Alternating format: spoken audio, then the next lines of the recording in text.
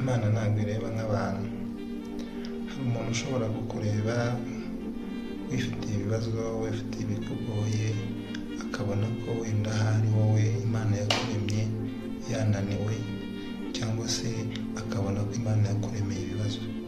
Ariko ntabwo Imana iba yarakuremeye guhora ubabaye, ntabwo Imana yakuremeye guhora uhangayitse, ntabwo Imana yakuremeye guhora uri mu bibazo.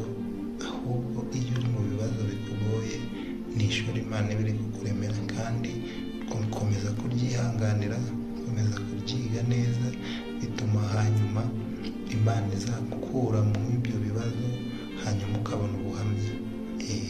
Kubera ko buriya nyine bitewe n'ubuzima uyu munsi urimo, harimo abakubona bakabona ko koko hari icyo wacumuye, ndetse bamwe bakavuga ati ahari niko babaye, niyo mpamvu ibibazo bitajya bibavaho. Ariko tuhanga amaso Uwiteka, kuko Imana niyo ifite aho ikura umuntu ikagera n'aho imugeza.